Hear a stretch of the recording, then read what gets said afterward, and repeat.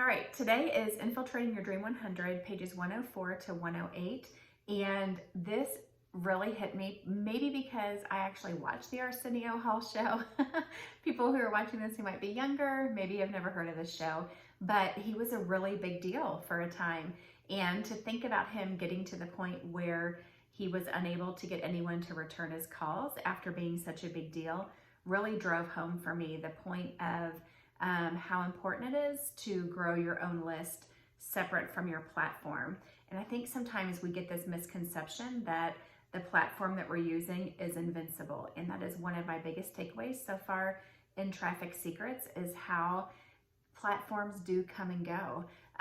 Even though they seem like powerhouses, kind of like Arsenio Hall did, they come and go. So it's important to be growing your own equity separate from the platform that you're building on. I also thought it was I loved what he did on page 106, showing what used to be, like how the TV used to be is now our phones. And the channels are the apps, and then what we can do within the app to pick our platform. And so for me, when he listed the 5 on page 107, the ones that I'm focusing on right now is Facebook and YouTube. And I'm tempted, because I'm a little bit ADD and I want to jump in and do everything. I am tempted to do blogs and podcasting, and I do a little bit with Instagram, but this is a great reminder to really grow myself strong in one area. For me, it's kind of 2 with Facebook and YouTube, so that as I'm trying to reach out to my Dream 100, what I'm going to offer them in exchange for working with me is giving them the use of my platform so that they can grow their audience, because that's what they're looking for. So in order to do that, I have to be strong on a platform and be something on a platform that someone would want to, to come onto as a guest.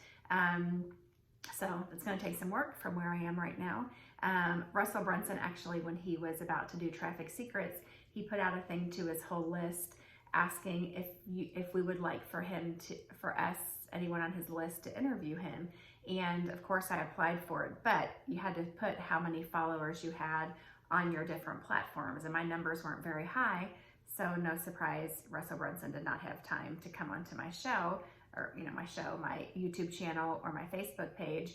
But in another year or 2, as I continue growing, if he makes an offer like that in the future, I want my numbers to be so high that he, as part of my Dream 100, would want to come onto my show, because it's grown, and because he is a Dream 100, and he would want to actually use my platform to grow his own, what he's doing with